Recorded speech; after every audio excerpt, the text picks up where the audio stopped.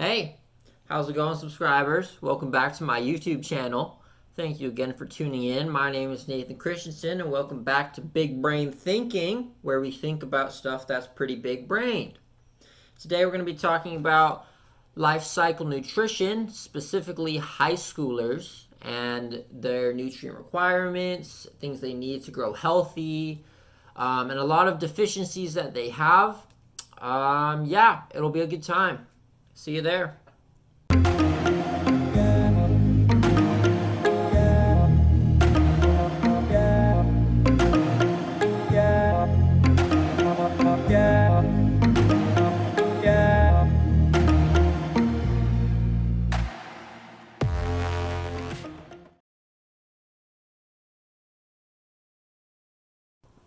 Hi, welcome back from that video about my life. Hope you enjoyed it.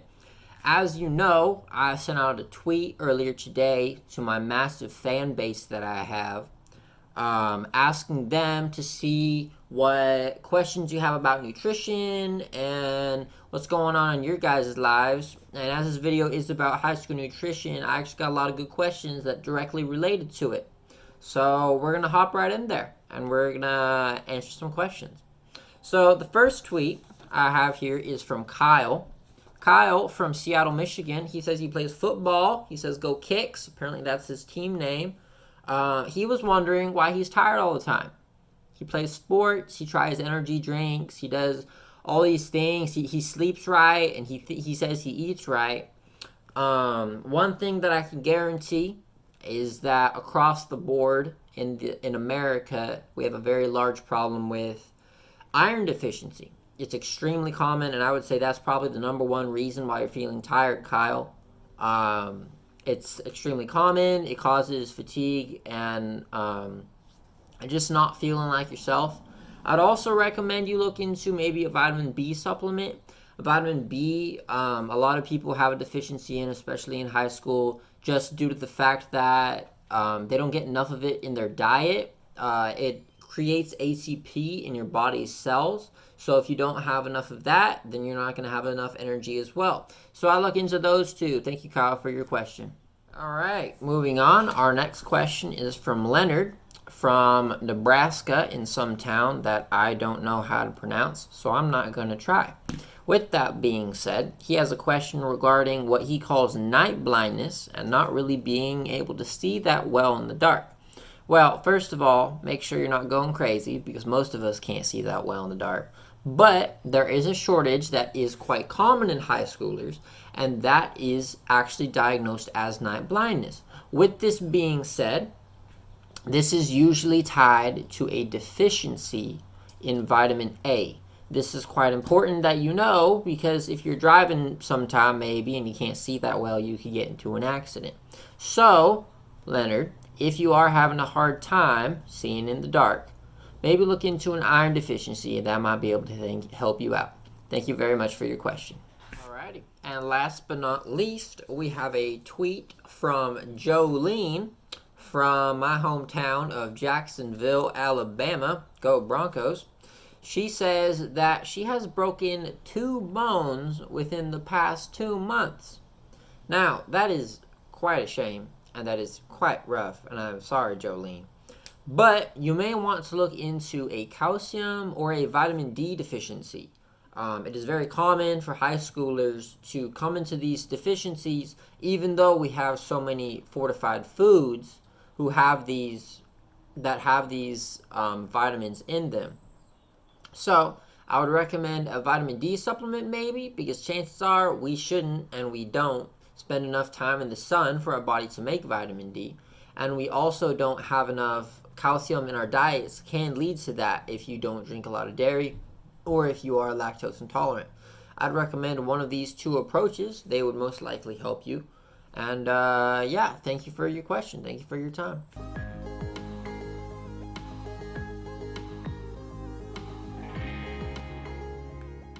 Alrighty.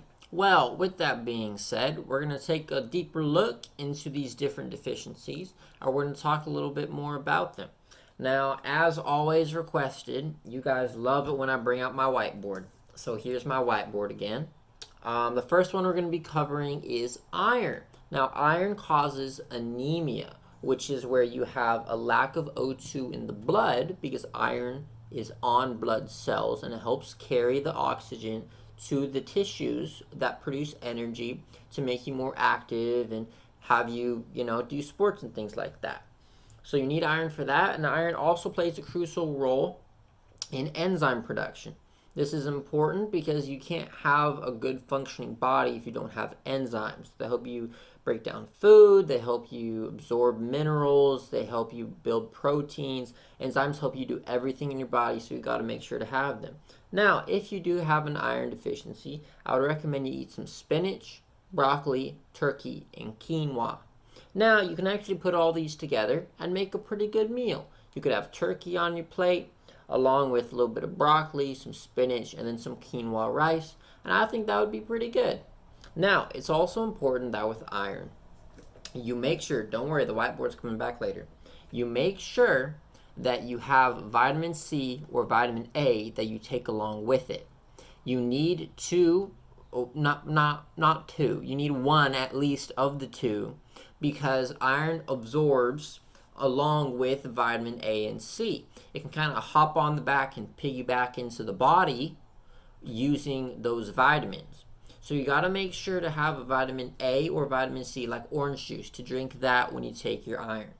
Now, vitamin A has a very crucial purpose. Its main thing is to produce T cells in the immune system, and it also wants to make sure that you have healthy skin and a healthy reproductive system. These are all things that vitamin A promotes to develop well and to develop properly.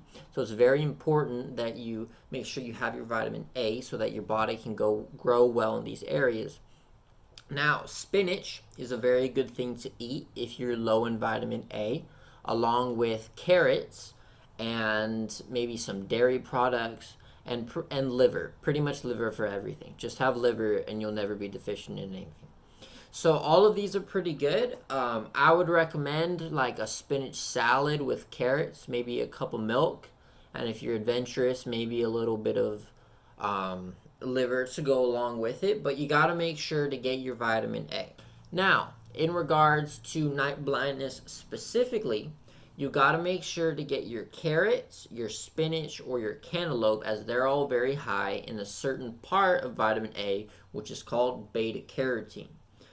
This is very important to get into your body because it helps produce retinol in your eyes, which helps you see well at night, which is very low light conditions. So, got to make sure to get that as well. Now, moving on to our next deficiency, probably the second most common, right under iron and anemia, is probably vitamin D. Now, I'm going to bring your favorite whiteboard back out. Vitamin D has a lot of downsides. Vitamin D has such a major role in the body, and it's very hard to put into the body, and it's kind of very crucial that you get enough of it. It can lead to obesity, in some cases Alzheimer's, some forms of cancer, along with depression, and many other things that can go wrong. Now, with this being said, you're supposed to get vitamin D from the sun over here. I love this guy. He's cute. It's the reason you love my whiteboard. Now, this little sun has also been known to cause skin cancer. So, vitamin D is one of the only vitamins that are recommended for you to supplement. Now, with that being said, vitamin D has a very important role in bone growth and bone density. Now, this goes hand in hand with calcium, as there is a small percentage of calcium deficiency in high schoolers, and it's important that we address this because not a lot of high schoolers drink milk or eat a lot of just basic yogurts. Now, weak bones is the most common, but it's not the only symptom. You also have calcium in muscle contractions, so it can lead to heart disease. It also helps get things out of the body, so you have kidney stones, and weight loss all have an issue if you have low calcium. Now, it's important that you keep calcium levels up so you have dense bones. That's probably the trademark, like poor Jolene, who broke her two bones in like 2 months. She probably has low calcium because of these two together, or maybe just calcium. Maybe she just isn't drinking enough milk, eating enough broccoli, or getting any salmon. If you do all three of these, that's a pretty good meal. Glass of milk, a little bit of broccoli, some salmon, maybe you broil it. That's a pretty good meal right there, and that'll help you get your calcium levels back up. And last but not least, we have vitamin B. Vitamin B is a very common deficiency in high school students, as the calf food usually does not contain it. Now, with this being said, it is important that you take it, as it can directly impact your school career and success. It was found by the University of Michigan that you're 2.4 times more likely to repeat a grade if you are vitamin B deficient, and you will have 1.9 times more absences than a student who doesn't have a vitamin B deficiency. Now, it's very important that you consume vitamin B foods, because they directly have an impact on the amount of energy you have, which explains why you have motivation issues and other things like that. It's important that you keep a level tab on that, so that way you can attend your classes, you can get good grades, and you can make sure that you graduate on. Now, across the board, in order to supplement yourself with a little bit more vitamin B, you got to make sure to have a decent amount of red meat in your diet. Not too much, because it can be a little bit bad for you if you eat too much red meat, but it does have a high level of vitamin B. You also got to make sure to get some whole grains and some eggs, maybe a little bit of cheese, and some green leafy vegetables in there as well.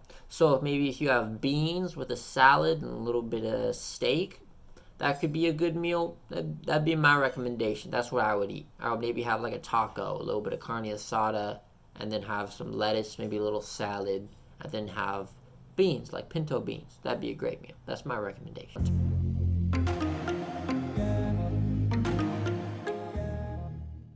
So, with that being said, high school students have an extremely hard time getting the nutrients that they need. According to the NSA, which is the School Nutrition Association, 29.8 million meals are handed out each day to students. With that being said, students don't always have control over what they can intake, which means they don't always get what they need, and they don't really have any control over that. With this being said, a number of government-funded acts have come into normal law in order to help students get the nutrients that they require. The first of these is the National School Lunch Program. This one is pretty straightforward, as it made mandatory requirements that states must create in order to have a certain amount of nutrients in their normal school meals.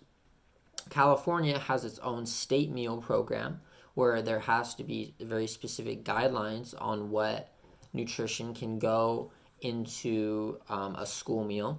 And on top of that, still over 92% of people in the entire United States have a nutritional deficiency. 26% of students in high school have at least one, 8% have at least two, and 2.2% of high school students have 3 to 5 nutritional deficiencies.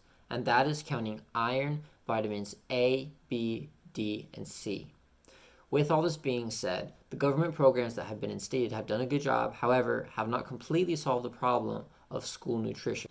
So, in conclusion, thank you for coming along with this journey for me. Thank you especially to Kyle, Leonard, and Jolene, who submitted their questions. I hope that you got your answers, and that'll help you out. Please be sure, if you're in doubt, to eat liver, because chances are it has everything you need and more. Thank you for tuning in. Don't forget to like and subscribe.